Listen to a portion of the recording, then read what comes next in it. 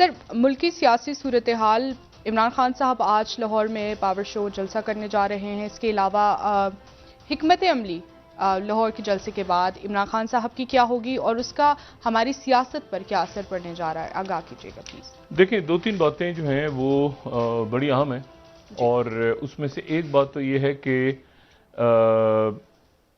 जलसा तो बहुत बड़ा है। अभी हम जब प्रोग्राम कर रहे हैं तो जलसा गाह भरी हुई है, उससे बाहर भी लोग हैं गालिबन, जो इतलात वहाँ से आ रही हैं। और ये इमरान खान साहब के वो जो उन्होंने कल सोशल मीडिया पे खिताब किया, ट्विटर स्पेस और इंस्टाग्राम, और उस पर मुख्तलिफ नंबर्स हैं कि ट्विटर स्पेस पे कितने लोग थे, इंस्टाग्राम पे कितने थे, फेसबुक पे कितने देख रहे थे, बाकी कितने, लेकिन कोई आप समझें कि लगभग एक मोहतात अंदाज़ा भी हो तो 10 लाख से ज़्यादा, सही 10 लाख, 1 मिलियन से ज़्यादा लोग जो हैं उनको सुन रहे थे, जो वर्ल्ड रिकॉर्ड टूटा है। और लेकिन आज का जो उनका ये लाहौर का जलसा है, इसके बाद अभी तक उन्होंने किसी जलसे का ऐलान नहीं किया। तो आज की तकरीर इसलिए अहम है कि अभी चूंकि ये प्रोग्राम हमारा जब हो रहा है तो इमरान खान साहब जलसागाह में नहीं आए, तो उसके इख्तिताम पे क्या ऐलान होता है, क्या उसके इख्तिताम के ऊपर जो है वो लॉन्ग मार्च का इस्लामाबाद की तरफ ऐलान होता है, ठीक है, या नहीं होता। इसके बारे में जो आरा हैं वो तकसीम है। अभी तक मुशावरत जो है वो जारी है कि इसको ईद के बाद किया जाए, ईद से पहले तो जाहिर है कि मुमकिन ईद के बाद किया जाए, या कुछ दिनों के बाद इसको जो है वो इसमें ताख़ीर की जाए और इसको जो है मतलब किसी वक्त जो है वो मई के अंदर लाया जाए, लेकिन या किया ही ना जाए सिरे से। तो ये लॉन्ग मार्च के ऊपर जो है, यह मार्च इस्लामाबाद का, शेख रशीद साहब कहते हैं कि होगा, एक दो वज़राए जो हैं कह रहे हैं कि मुनासिब नहीं है, क्योंकि उसके नतीजे में सूरत हाल जो है वो अबतर हो सकती है, और क्यों हो सकती है उसकी वजूहत जो है उस पर मैं रोशनी डालता हूँ। लेकिन इसका इख्तिताम किस हिकमत अमली पे होगा वो इम्पोर्टेंट है। और उसके साथ ही एक और भी यानी हम इसको एक मजमूई मुल्क की सियासी तनाजुर में देखें तो बज़ाहिर मुल्क जो है वो इंतखाबात की तरफ बढ़ता नज़र आ रहा है, और इंतखाबात की तरफ बढ़ता इसलिए नज़र आ रहा है कि इमरान खान साहब ने वो अवाम में चले गए हैं, ठीक है, और अवाम में चले गए हैं तो ज़ाहिर है कि इंतखाबी मुहिम का ही आगाज़ हो गया, और वो कह रहे हैं कि फ्री एंड फेयर इलेक्शन। अच्छा, और इलेक्शंस करवाएं, जल्दी करवाएं। और इस वक्त मियां मोहम्मद नवाज शरीफ साहब जो हैं उनका भी ज़्यादातर जहन जो है मुस्लिम लीग नून का भी वो ये है कि इलेक्शन की तरफ जाया जाए। लेकिन उससे पहले एक बहुत बड़ी भारी जिम्मेदारी जो है वो आ गई है बजट की। और मैं आपको सिर्फ एक बात यहाँ पे ये बताऊं कि ये बजट की जिम्मेदारी आ गई है, और इसको उसके साथ ही बहुत सारे फैक्टर्स हैं, बहुत सारे फैक्टर्स जो पूरे खित्ते में, मैं यहाँ पे सिर्फ आपको ये बताऊं कि अगर हम दरमियान में इसकी स्लाइड हमने बना ली है चाइना की, अगर बना ली है तो मैं एक चीज़ दरमियान में सिर्फ दिखाऊं जो डिस्टर्बिंग सी चीज़ है, डिस्टर्बिंग सा ग्राफ है, लेकिन इसका मकसद कोई पैनिक फैलाना नहीं है, डिस्टर्बिंग सा है वो ग्राफ। अगर वो तैयार है उसकी स्लाइड तो हम उसको दिखा देंगे थोड़ी देर में। और वो जो है वो ये है कि चाइना में कोविड दोबारा आ गया। अच्छा, और अचानक आया और तेज़ी के साथ चाइना में कोविड आ गया है, और वहाँ पे अगर हम ग्राफ थोड़ी देर में दिखाएंगे अपने नाज़रीन को तो एकदम से शूट कर गया है पिछले चंद दिनों के दौरान। और उसके नतीजे में शंघाई में, और ये एक्टिव केसेस हैं, ये देखें पीक पे था, ये जब से शुरू हुआ है उस वक्त से हम देख लें ना, तो जब से ये शुरू हुआ है 2020 से, तो देखिए पीक पे गया था, फिर नीचे आ गया था बिल्कुल। आपने देखा चाइना ने बिल्कुल कंट्रोल किया, अब अचानक जाके ये पिछले चंद हफ्तों से ऊपर जाने शुरू हुआ है। और अगर एक और हम ग्राफ देखें जो जिसमें स्पाइक हमें नजर आएगी, तो वो बिल्कुल ऐसे है कि जैसे एकदम से total corona virus cases in China जो है,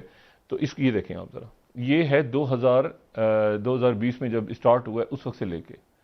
तो उस वक्त से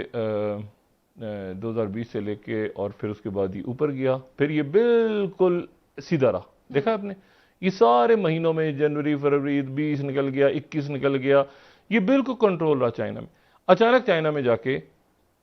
ये पिछले आप 2-3 दिन में देखें, यानी 2-3 दिन या हफ्तों में देख लें आप, तो ये अचानक ऊपर शूट कर गया चाइना में। तो कोविड जो है वो चाइना में दोबारा,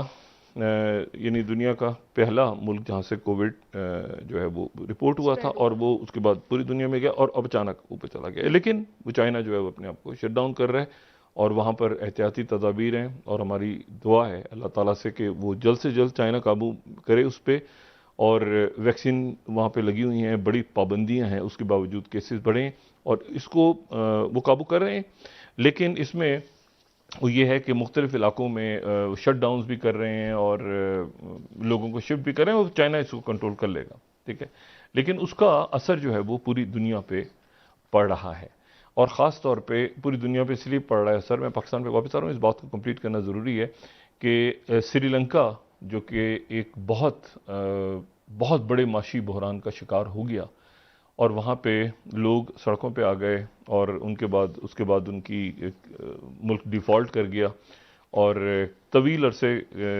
तक जो है वो वहाँ पे वो लड़ते रहे, वो कहते रहे कि जी यहाँ पे किसी तरह से मतलब एक मिनिस्टर को फायर किया, दूसरे को फायर किया, पूरी दुनिया की तरफ देखते गए।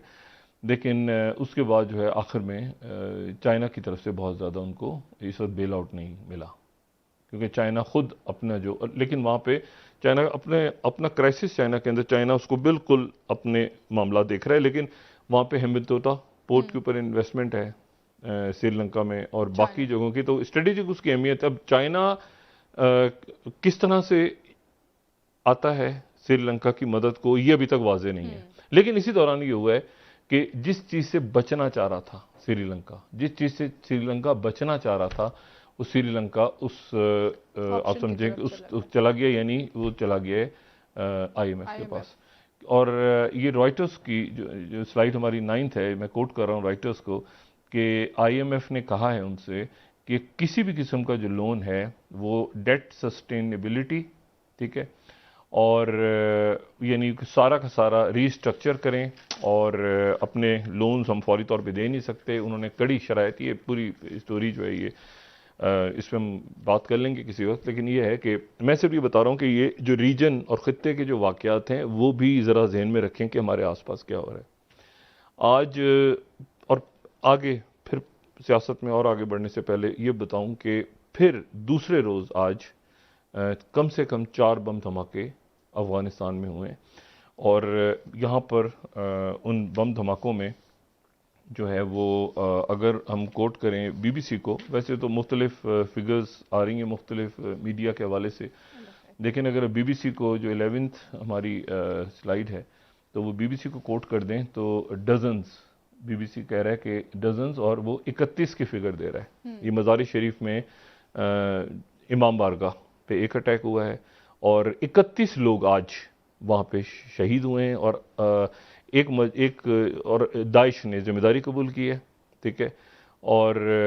तालिबान ने कहा है कि हम जो है वो दाइश को मार चुके हैं। लेकिन ये है कि यही जो मीडिया है दुनिया भर का वो मुख्तलिफ नंबर दे रहा है, लेकिन मैंने यहाँ BBC को कोट कर दिया। तो ये एक बहुत खौफनाक सूरत हाल हमारे पड़ोस में यहाँ पे डेवलप हो रही है, और उसकी वजह यह है कि मैं आपको ये बताऊँ कि सिर्फ ऐसा हुआ कि जब यूरोप चंद रोज़ पहले मुख्तलिफ मुल्कों में जाने का इत्तेफाक हुआ, ईस्टर्न सेंटर इधर, तो हर जगह अफ़गानिस्तान भूल गई दुनिया।